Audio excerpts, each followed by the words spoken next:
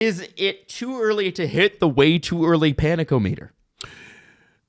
Depends who we talking about. What team? We're going to talk about the only team where it's even possible that they've lost 3 in a row. And that is the Edmonton Oilers. Now, we all know how last season went. I get it. They started, 2-9-1 or something? 2-11? Yeah. Whatever it was.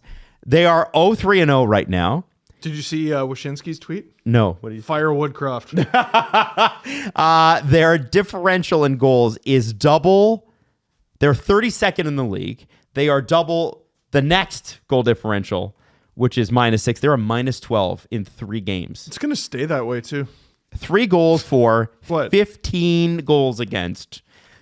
I know that it's early, but you would not have expected the Oilers to have a start like this. Is that fair, guys? But you compare like the how much is it over meter, and the Buffalo Sabres, who are 1-3 and with a -4 differential, there how much is it over meters at like an 8, and Edmonton's is at like a 2. You also can't you can't put too much into individual games. Like the Sabres are 0-3. They play Florida. Oh, well, they're dead. Nope, they beat Florida and they're fine. Right. And so Buffalo's better than Florida. That's how it works. Yeah. Yeah, no. It works. Right? It's games happen. You put more into the trend. There are bits though that I'm worried about with Edmonton. Mm-hmm. There's bits.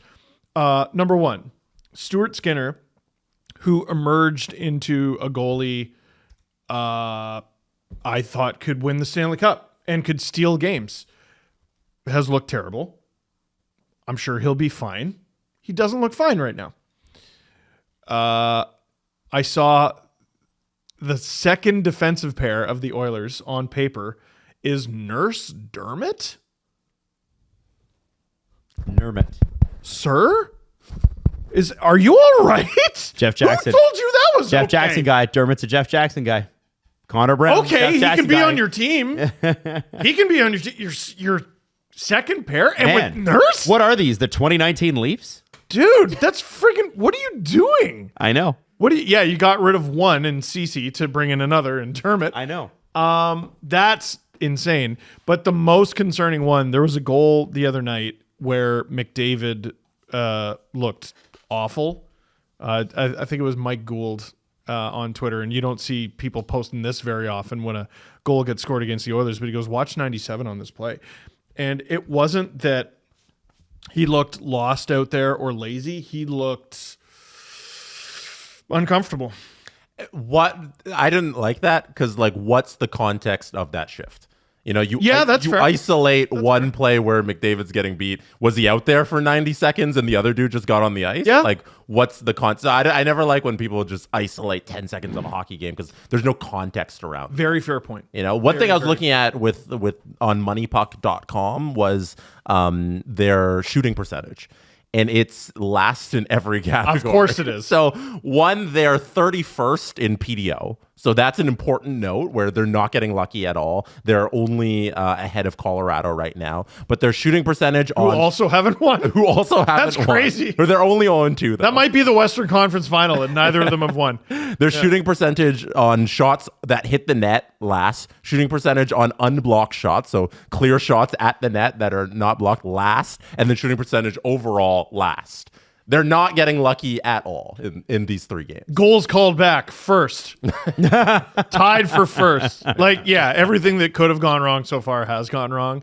I don't think that'll continue. Okay, then what about the 0-2 Colorado Avalanche, who have scored 8 goals but let 14 in 2 games? Forgiev might not be enough. I think their meter is higher than the Oilers' meter. Okay. On the how much is it over, because the goaltending seems like a real problem. The Oilers, I thought they might claim Husso. Yeah, I really did. Me too. Because with the Oilers, you can't really point to an individual thing. You can't say Stuart Skinner is washed or anything. Yeah. He just went to Stanley Cup final. He's fine. Draisaitl and McDavid will get it going eventually. The defense, okay. The Dermott thing's not great. No. But it's not a problem yet. I don't have a problem with him being your 7th defenseman. Right. The fact that he's in your top 4 is slightly psychotic. But with Colorado, you say the goaltending is an issue, and it's an issue now. And it's going to be an issue unless you solve it moving forward. You got to give Annunen a run here.